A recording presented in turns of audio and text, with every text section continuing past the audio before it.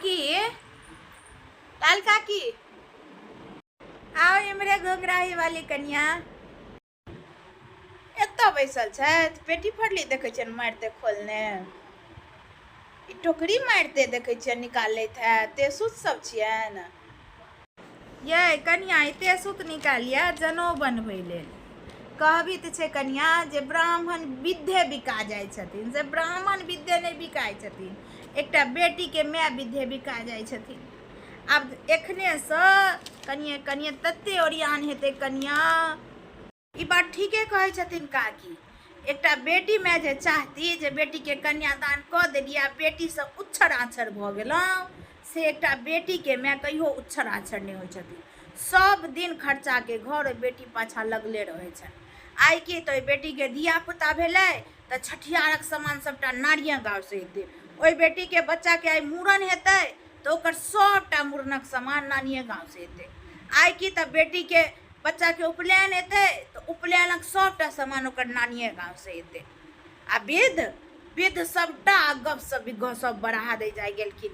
जिनका छनि ओ नीक बढ़ेने जाइ छथिन, आ जिनका नहि छनि तऽ देखांस पर छछरिया काटि कऽ घुसकल जाइ छथिन। अथी करऽ पड़ै छनि, घिसकऽ पड़ै छनि। हाँ कन्या, सबटा कहै छै नानिये गाँवसँ एतै।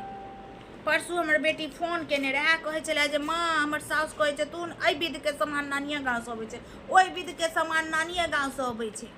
एतेटा लिस्ट सुना देलक।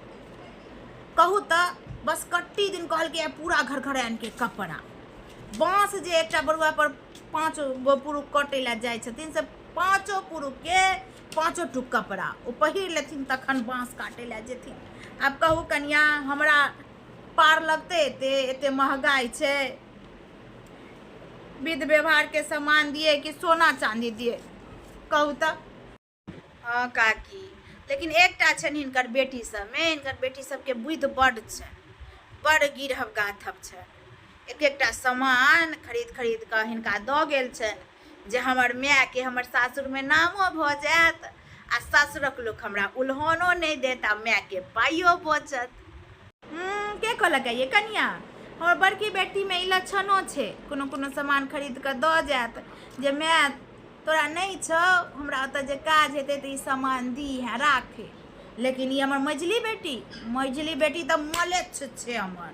ओ तऽ अपन मैल देहक देबे नहि करत, बोखार देबे नहि करत। एखनेसँ कहै छै जे हमरा भिखैर नुआ जे दिहे से या तऽ कुन्दन सिल्क कहलकै से दिहे, आ नहि तऽ हमरा लहंगा दिहे। हमरा बियाहमे लहंगा नहि भेटल छलै। और ऊपरसँ कहै छै जे हमर दियादनीके नैहरसँ बेटाके 3-4 टा चैन हेतै, आ तू असगरे छै, एकेटा भाइजी छथुन, तऽ तू कमसँ कम एकेटा चैन दिहें तऽ 3 भरिके दिहें, आ ओ हमरा दैया। ए काकी, एते गप नहि देथुन एते। डीलरसँ जे कोटावला चाउर उठबै छथिन से तऽ पाइ कुथि काटि कऽ रिया कऽ दै छथिन, आ ई बेटीके चैन दै छथिन तऽ सौ सिल्क नुआ दै छथिन तऽ किदैन दै छथिन। एते नहि अथी करत। हिनकर बेटी सब नीक छनि जे चुपे चापे घर भरि दै छनि, तऽ बेटीके सासुरोमे भलौआ कमा लै छथि, आ टोलो पड़ोसोमे मुँह ऊपर कऽ कऽ बजै छथिन जे हम अपन बेटीके ई देलहुँ, तऽ हम नतिके उपनयनमे ओ देलहुँ, तऽ हम नतनीके बियाहमे एना केलहुँ। अच्छा, अहीं बुझि जाइ छियै सबटा गप हमर घरक।